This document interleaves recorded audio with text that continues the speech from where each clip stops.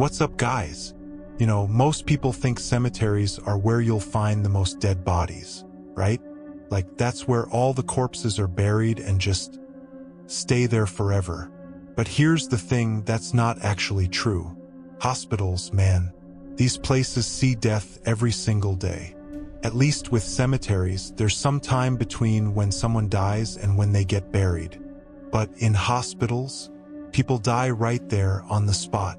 Their bodies might leave, but their spirits, those get buried right there in those hospital halls. And guys, places like that, they're absolutely crawling with lost souls. Which brings me to today's story about a hospital right here in Chicago. I won't name it directly, but let's just say it's in the downtown area, and anyone who works in healthcare around here probably knows exactly which one I'm talking about. This hospital is seriously haunted, like legitimately terrifying. And the 5th floor? That's where things get really dangerous. They say there's a spirit up there that simply won't let any patient leave alive. It's been that way for years. But recently, a new doctor started working there. Let's call her Rachel. She had no idea about the hospital's dark history. She was completely clueless about what she was walking into. And guys, what happened to her? Well, you're about to find out the whole terrifying story.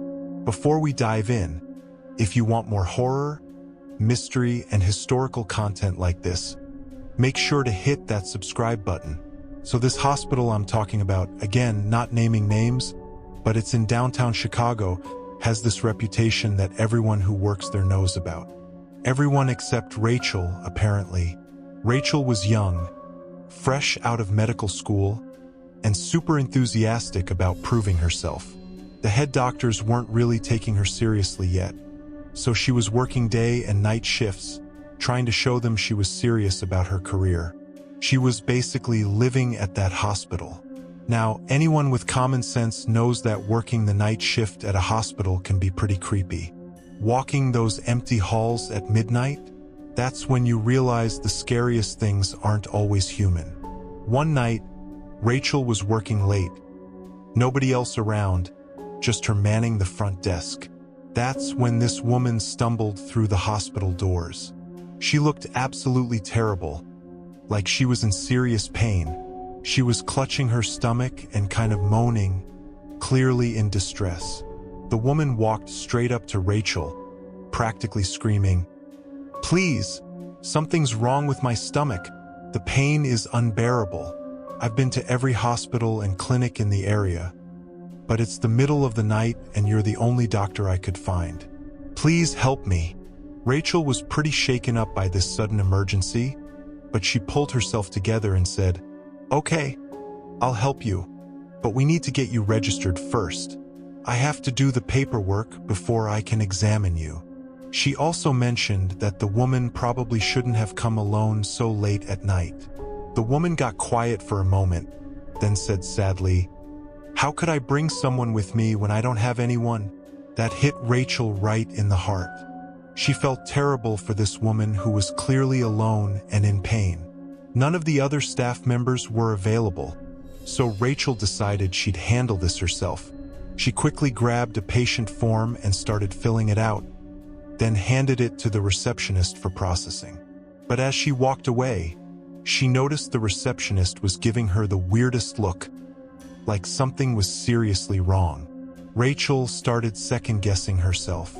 Maybe she wasn't supposed to be handling patients on her own? What if she got in trouble for taking this case personally? Meanwhile, the woman was getting worse, screaming in pain, doubling over. Rachel made a decision. She'd take the patient up to the 5th floor. Nobody ever went up there anyway, it was always empty. She could treat the woman there without anyone knowing. Now, when Rachel first started working at this hospital, she always wondered why nobody ever used the 5th floor. It had all the space and equipment, but it just sat there empty. She found it weird, but never asked about it. So Rachel and this mystery woman head up to the 5th floor. When they get there, Rachel is shocked. The place is immaculate, clean beds, perfect medical equipment, everything a doctor could need. So why doesn't anyone use it? The woman collapsed onto one of the beds, begging Rachel to help her figure out what was wrong. Rachel started looking around for the specific equipment she needed, but couldn't find it in that room. She went into the other rooms to search. When she came back with the equipment, the woman was gone, vanished. Rachel searched everywhere, the whole floor, every room. Nothing. She started panicking, thinking maybe something terrible had happened to the woman. So she rushed back downstairs to the receptionist. "Hey, remember that form I gave you earlier? For the woman who came in?" Rachel asked frantically. The receptionist looked at her like she was crazy. "What form?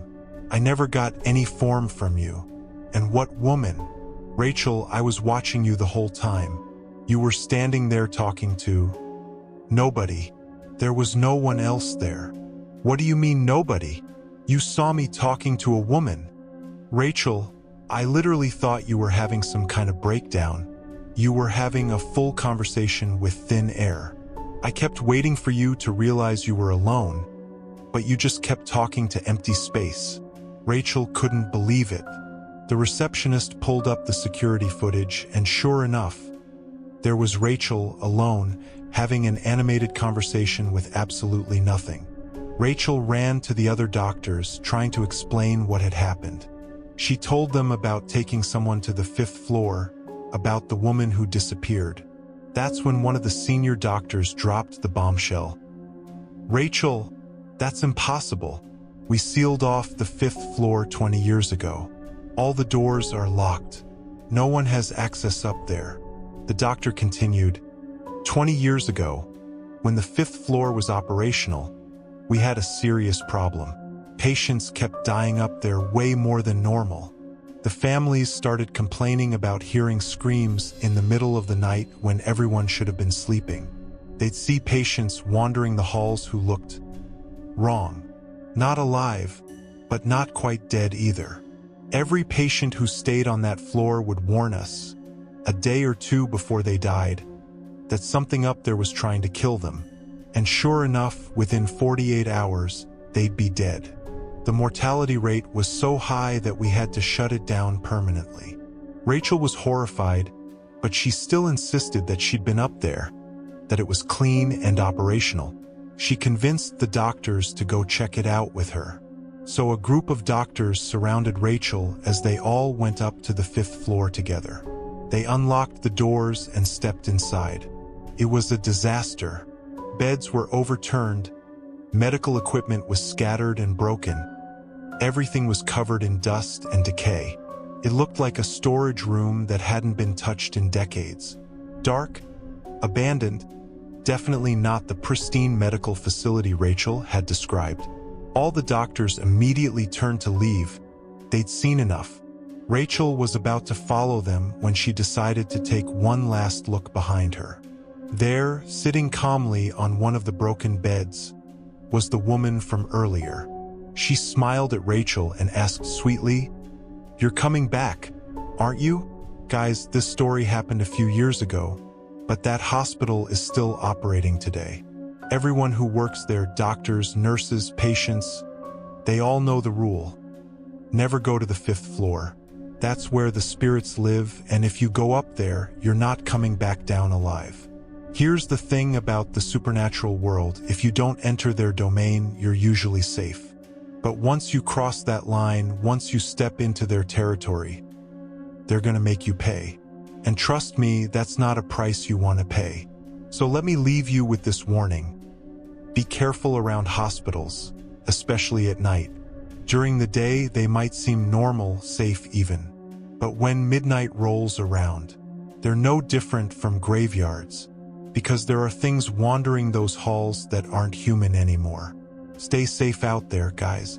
Thanks for watching, and I'll see you in the next video.